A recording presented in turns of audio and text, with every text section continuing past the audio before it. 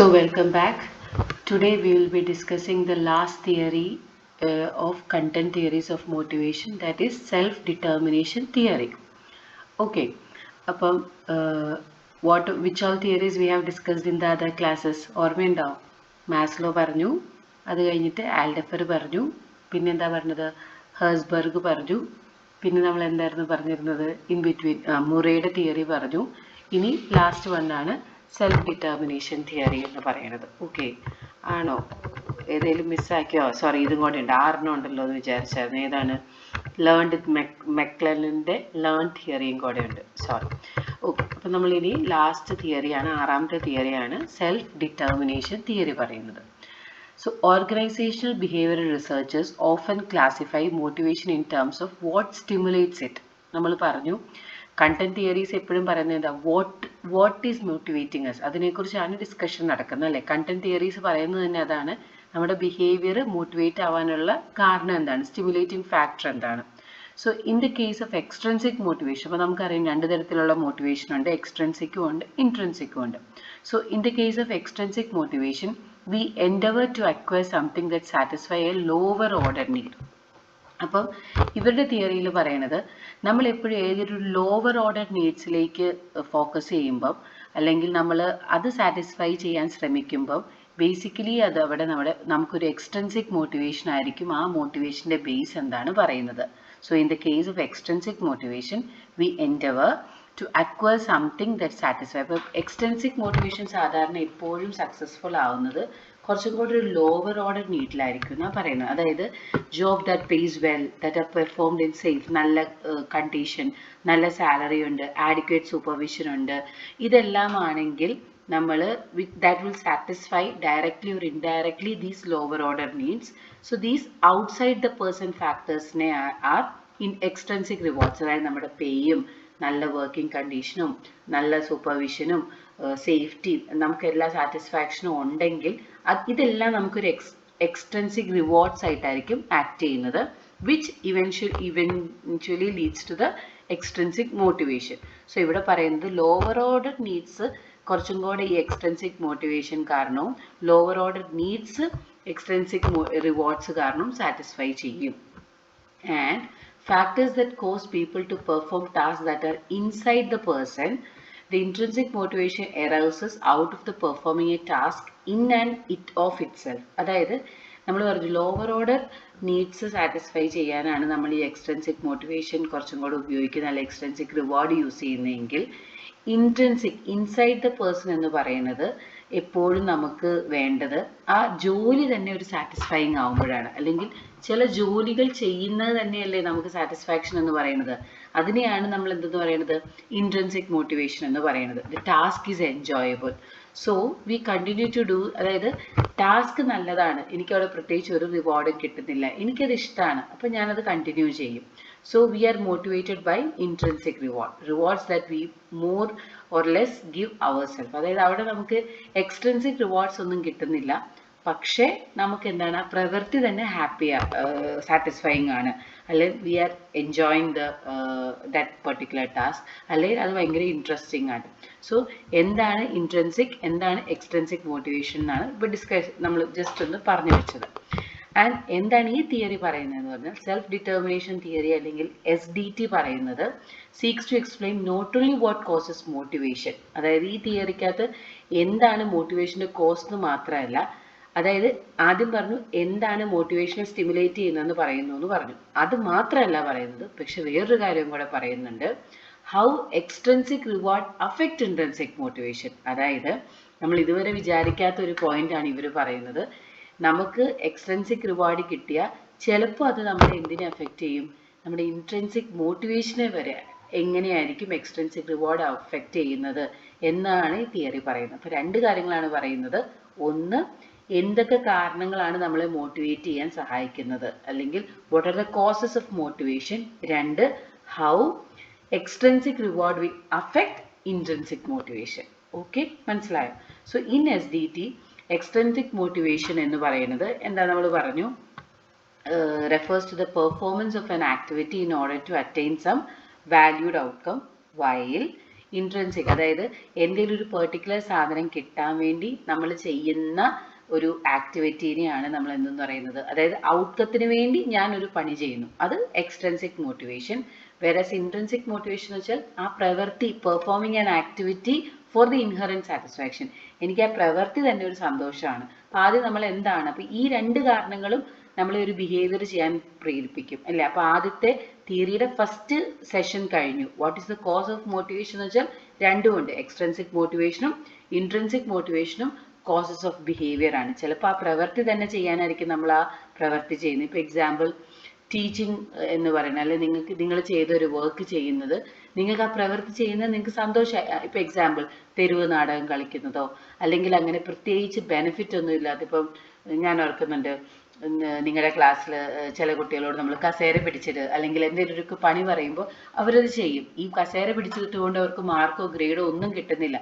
പക്ഷെ ആ പ്രവൃത്തി ചെയ്യുന്നത് ചിലപ്പോൾ കൂട്ടുകാരുടെ കൂടി ചെയ്യുന്നത് ഹാപ്പിനെസ് ആയിട്ട് അവർ ചെയ്യുവാണെങ്കിൽ that is due to intrinsic motivation ആയിരിക്കും. ഇനി അതല്ല, അച്ഛൻ ഇത് കഴിഞ്ഞ് ചായ മേടിച്ചു തരാമെന്ന് പറഞ്ഞുകൊണ്ടാണ് ചെയ്യുന്നതെങ്കിൽ അത് എക്സ്ട്രിൻസിക് മോട്ടിവേഷൻ ആയിരിക്കും. Okay, so SDT specifies when an activity will be intrinsically motivating and when it will not. അപ്പോൾ SDT പറയുന്നുണ്ട് എപ്പോഴാണ് ഒരു സാധനം ഇൻട്രൻസിക്കലി മോട്ടിവേറ്റഡ് ആവുന്നത്. So considerable number of studies have demonstrated that task, അപ്പോൾ ഇവർ പറയുന്നത് എപ്പോഴാണ് ഒരു ടാസ്ക് ഇൻട്രൻസിക്കലി മോട്ടിവേറ്റഡ് ആവുന്നത്. എക്സ്ട്രിൻസിക് നമ്മൾ പറഞ്ഞു എന്തെങ്കിലും റിവാർഡ് കിട്ടിയാൽ മതി. അപ്പം ഇവരുടെ സ്റ്റഡിയിൽ നിന്ന് ഇവർക്ക് മനസ്സിലായി 3 തരം ഹയർ ഓർഡർ നീഡ്സ് ഉണ്ട്. ഈ നീഡ്സിൽ ഏതെങ്കിലും ഒന്ന് സാറ്റിസ്ഫൈ ചെയ്യുവാണെങ്കിൽ നമ്മൾ പറയും ദേ ആർ ഇൻട്രൻസിക്കലി മോട്ടിവേറ്റഡ്. ഒന്നുകൂടെയും പറയാം, നമ്മൾ ഓൾറെഡി പറഞ്ഞു എക്സ്ട്രിൻസിക് മോട്ടിവേഷൻ ഉണ്ടാവുന്നത് എക്സ്ട്രിൻസിക് റിവാർഡ് കിട്ടുന്നതാണ്. അത് മെയിൻലി ലോവർ ഓർഡർ നീഡ്സിനെ സാറ്റിസ്ഫൈ ചെയ്യാൻ, അതായത് നമ്മുടെ ഹങ്കറും തേഴ്സ്റ്റും നമ്മുടെ നല്ല സേഫ്റ്റി അങ്ങനത്തെ ചെറിയ ചെറിയ കാര്യങ്ങളൊക്കെ കൊടുക്കുമ്പോൾ നമ്മുടെ എക്സ്ട്രിൻസിക് മോട്ടിവേഷൻ കാരണമാണ് ചെയ്യുന്നതെന്ന് പറയും. These are basically lower order needs ആണ്. ഓൾറെഡി നമ്മൾ ആൽഡെഫറിന്റെ തിയറി, മാസ്ലോയുടെ തിയറിയിലും ഒക്കെ ഡിസ്കസ് ചെയ്ത കാര്യമാണ്. ഈവൻ നമ്മുടെ മുറയുടെ തിയറിയിൽ നമ്മളത് പറയുന്നില്ലേ, ലോവർ പ്രൈമറി നീഡ്സ്, ഇൻസ്റ്റിങ്സ് എന്താന്ന്. വേറാസ് ഇൻട്രൻസിക് മോട്ടിവേഷൻ കാരണമാണ് ഒരാൾ വർക്ക് ചെയ്യുന്നതെങ്കിൽ അയാൾക്ക് താഴെ പറയുന്ന 3 ഹയർ ഓർഡർ നീഡ്സിൽ ഏതെങ്കിലും ഒന്ന് സാറ്റിസ്ഫൈ ചെയ്യുമ്പോൾ നമ്മൾ പറയും ഓക്കെ, ഇയാൾ വർക്ക് ചെയ്യുന്നത് ഇൻട്രൻസിക് മോട്ടിവേഷൻ കാരണമാണ്, അല്ലാണ്ട് എക്സ്ട്രിൻസിക് അല്ല. ആ ഫാക്ടേഴ്സ് ഏതൊക്കെയാണെന്നാണ് പറയുന്നത്. ഒന്ന് കോമ്പീറ്റൻസ്, ഒന്ന് ഓട്ടോണമി, ഒന്ന് റിലേറ്റഡ്നെസ്. അപ്പോൾ ഇത് ഓർക്കാൻ നിങ്ങൾ കാർ എന്ന് ഓർത്താൽ മതി, കാർ, CAR. അപ്പം ഈ കാറിന് വേണ്ടിയിട്ടാണ് ആൾക്കാർ ഇൻട്രൻസിക്കലി മോട്ടിവേറ്റഡ് ആവുന്നത്. എന്തൊക്കെയാണ് കോമ്പീറ്റൻസ് എന്ന് പറഞ്ഞാൽ എന്താണ്? ഇപ്പം എൻ്റെ ഒരു വൈഭവം, എൻ്റെ എന്താ പറയുക സ്കില്ല് കംപ്ലീറ്റ് ആയിട്ട് വളരാനോ അല്ലെങ്കിൽ കാണിക്കാനോ വേണ്ടിയിട്ടാണ് ചിലപ്പോൾ ഞാൻ ആ ജോലി ചെയ്യുന്നതെങ്കിൽ, അല്ലെങ്കിൽ ഞാൻ കുറച്ചും കൂടെ കോമ്പീറ്റൻ്റ് ആവുകയാണ്, ഇത് ചെയ്യുന്നതിലൂടെ എനിക്ക് കുറച്ചും കൂടെ ഒരു കോമ്പീറ്റൻസ് കിട്ടും. കോമ്പീറ്റൻസ് എന്ന് പറഞ്ഞാൽ ഞാൻ പറഞ്ഞല്ലോ നമ്മുടെ വൈഭവം എന്നൊക്കെ വേണമെങ്കിൽ പറയാം, അല്ലെങ്കിൽ നമ്മുടെ സ്കില്ലെന്ന് വളരെ സിമ്പിളായിട്ട് വേണമെങ്കിൽ പറയാം. ഓക്കെ, അപ്പോൾ എൻ്റെ കോമ്പീറ്റൻസ് കൂട്ടാനാണ് ഞാൻ ചില കാര്യങ്ങൾ ചെയ്യുന്നതെങ്കിൽ I M intrinsically motivated. Autonomy എന്ന് പറഞ്ഞാൽ എന്താ, എനിക്ക് അതിനകത്ത് ഫ്രീഡം ഉണ്ട്. ഇപ്പോൾ ചില ആൾക്കാർ സിംഗിൾ ഫാക്കൽറ്റി എന്നൊക്കെ പറയും, അതായത് എനിക്കവിടെ എൻ്റെ കാര്യങ്ങൾ ഞാനാണ് അവിടെ ചെയ്യുന്നത്. ഐ ഹാവ് ദാറ്റ് ഓട്ടോണമി എന്ന് പറഞ്ഞാൽ നമുക്ക് സെൽഫായിട്ട് ചെയ്യാൻ പറ്റുന്ന ഒരു അവസ്ഥ. അതാണ് എനിക്കവിടെ ഞാൻ തന്നെയാണ് ഞാനാണ് ഇവിടെ അധികാരി, ഞാനാണ് ഇവിടെ മേലാധി എന്നൊക്കെ പറയുന്ന പോലെ, ദാറ്റ് ഈസ് ഓട്ടോണമി. റിലേറ്റഡ്നെസ് എന്ന് പറഞ്ഞാൽ എനിക്കവിടെ നല്ല ബന്ധങ്ങളുണ്ട്, സോഷ്യൽ എക്സ്ചേഞ്ചസ് നടക്കുന്നുണ്ട്, എനിക്ക് അവിടുന്ന് കുറച്ചും കൂടെ, ഇപ്പോൾ എക്സാമ്പിൾ പറയുകയാണെങ്കിൽ നിങ്ങളിപ്പോൾ ഒരു ക്യാമ്പൊക്കെ നടത്തുമ്പോൾ ഇപ്പം നിങ്ങൾ ക്ലിനിക്കൽ ഇൻറ്റേൺഷിപ്പ് ഒക്കെ കഴിയും. അപ്പോൾ ഇൻറ്റേൺഷിപ്പിന് പോകുമ്പോൾ നിങ്ങൾക്ക് എന്താണ്, ഒന്ന് നോളജ് കോമ്പീറ്റൻസ് വർക്ക് ചെയ്യുന്നുണ്ട്. ഓക്കെ, ഉറപ്പായിട്ടും നിങ്ങൾക്ക് അവിടുന്ന് എക്സ്റ്റേണൽ റിവാർഡ് ഗ്രേഡ് കിട്ടുന്നില്ല, നിങ്ങൾക്ക് അവിടുന്ന് അവാർഡ്സ് കിട്ടുന്നില്ല, ഒന്നും കിട്ടുന്നില്ല. പക്ഷേ നിങ്ങളൊക്കെ ഓക്കെ, ഉറപ്പായിട്ടും എക്സാം നടക്കുന്നുണ്ട്, അത് വേറെ കാര്യം. പക്ഷെ എന്നിരുന്നാൽ പോലും നിങ്ങൾ അവിടെ പോകുമ്പോൾ നിങ്ങളുടെ കോമ്പീറ്റൻസ് കൂടുന്നുണ്ട്.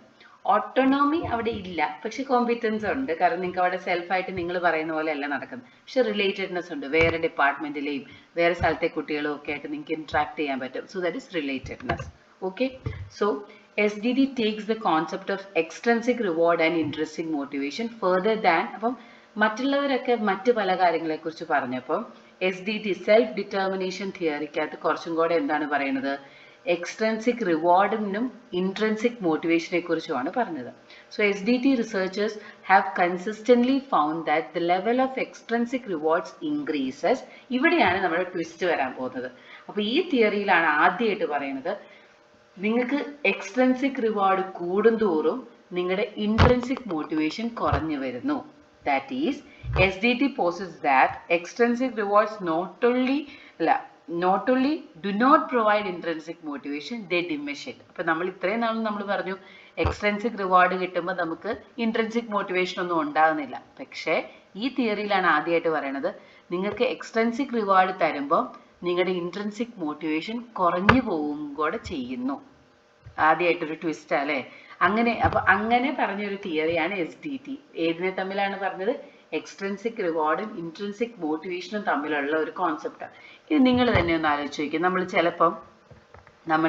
അതെന്താണെന്ന് വെച്ചാൽ നമ്മൾ എക്സ്ട്രൻസിക് റിവാർഡ്സ് കിട്ടുമ്പോൾ നമ്മുടെ ഒരു സ്വഭാവം എന്താവും? നമ്മൾ ആ പ്രവൃത്തി ചെയ്യാൻ വേണ്ടി മാത്രം നമ്മൾ ഫോക്കസ് ചെയ്ത് പോകും. നിങ്ങൾ ചെയ്യുന്ന ജോലിയിൽ നിങ്ങൾക്ക് സാലറി കിട്ടും, അല്ലെങ്കിൽ നിങ്ങൾ ആ ജോലി ഒരിക്കലും നിങ്ങൾ എൻജോയ് ചെയ്യത്തില്ല. മനസ്സിലായി? ആ കോണ്ടെക്സ്റ്റിൽ ചിന്തിക്കുമ്പോൾ ഇത് മനസ്സിലാവും. അതായത് നിങ്ങൾക്ക് ശമ്പളം തന്നുകൊണ്ടിരിക്കുമ്പോൾ എന്താണ്, ആ ജോലി നമ്മൾ ഒരിക്കലും എൻജോയ് ചെയ്യത്തില്ല. അതാണ് when you get extrinsic reward, sometimes it will decrease your intrinsic motivation. Okay.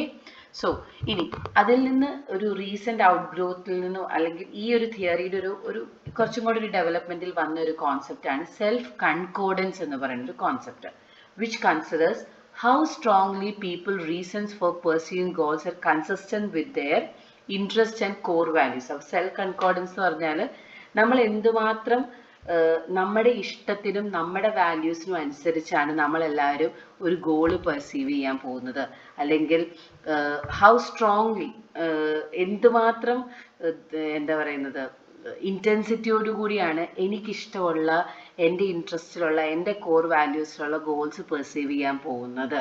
അപ്പോൾ ആ ഒരു ടേമിനെയാണ് സെൽഫ് കൺകോർഡൻസ് എന്ന് പറയുന്നത്, വിച്ച് കൺസിഡേഴ്സ് ഹൗ സ്ട്രോങ്ലി. അപ്പം ഈ തിയറിയിൽ നിന്നാണ് ഇപ്പോൾ എക്സാമ്പിൾ പറയുകയാണെങ്കിൽ നമുക്ക് ഇൻട്രൻസിക് മോട്ടിവേഷൻ കൂടുന്നത് എപ്പോഴാണ്?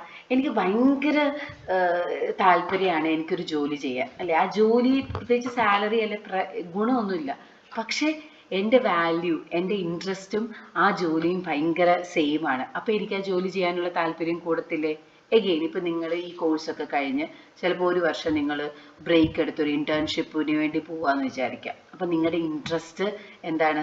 ക്ലിനിക്കലിൽ വർക്ക് ചെയ്യണം, അല്ലെങ്കിൽ എവിടെയെങ്കിലും ഒരു സ്ഥലത്ത് എന്തെങ്കിലും ഒരു ആക്ടിവിറ്റി ചെയ്യണം. അതുപോലെ തന്നെ നിങ്ങളുടെ കോർ വാല്യൂസ് എന്ന് പറയുന്നത് എന്താണ്?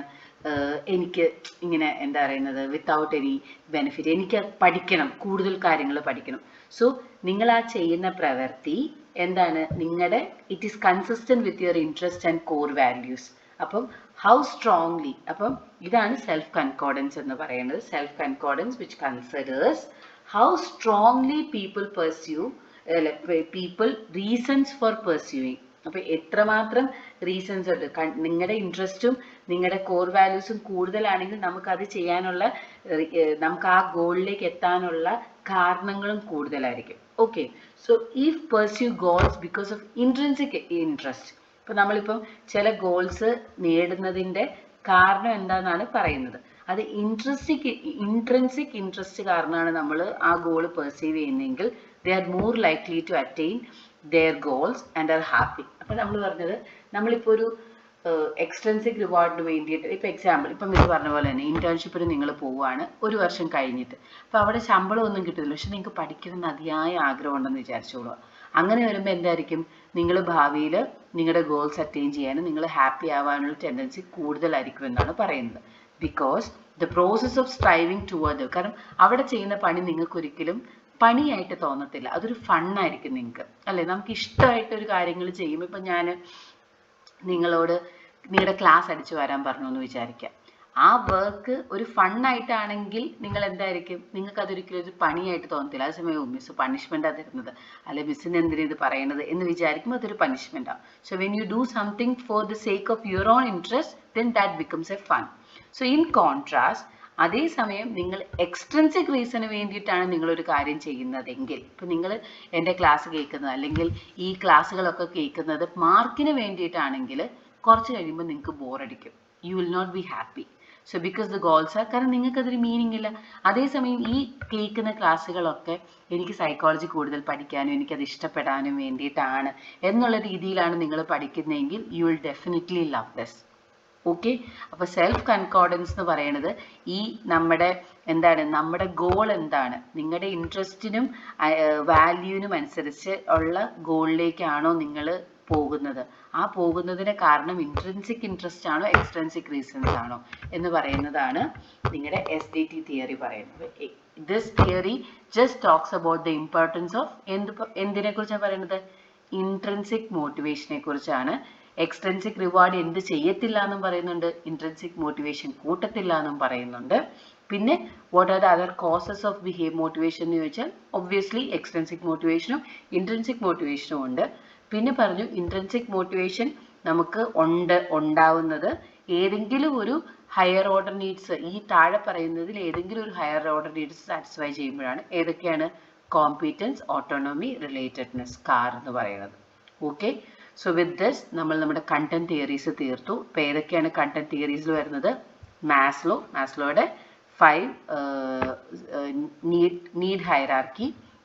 അടുത്തത് ആൽഡഫർ എന്തൊക്കെയാണ് പറയുന്നത്, 3 സ്റ്റേജസ് ആയിട്ട്, അതായത് മാസ്ലോയുടെ 5നെ ഇദ്ദേഹം 3ആയിട്ട് കംപ്രസ് ചെയ്തിട്ട് 3 സ്റ്റേജസ് ആക്കി. ഏതൊക്കെയായിരുന്നു, എക്സിസ്റ്റൻസ്, റിലേറ്റഡ്നെസ്, ഗ്രോത്ത്. ഓക്കെ, ഓർമ്മയുണ്ടല്ലോ. ഇനി മൂന്നാമത് പറഞ്ഞ തിയറി ആയിരുന്നു നമ്മൾ ഏതാണ്, മുറയുടെ ലേൺഡ് തിയറി പറഞ്ഞു. ലേൺഡ് തിയറിക്കകത്ത് എന്താ നമ്മൾ പറഞ്ഞത്, ഇൻസ്റ്റിങ്സും ഉണ്ട് സെക്കൻഡറി നീഡ്സും ഉണ്ടെന്ന് നമ്മൾ പറഞ്ഞു. അതായിരുന്നു മുറയുടെ തിയറിക്കകത്ത് പറഞ്ഞത്. അടുത്തതായിരുന്നു മെക്കലൻഡിന്റെ തിയറി. മെക്കലൻഡിന്റെ തിയറിക്കകത്ത് എന്താ പറയുന്നത്, ലേൺഡ് നീഡ്സും മെയിൻലി 3 തരം ഉണ്ടെന്ന് പറഞ്ഞു.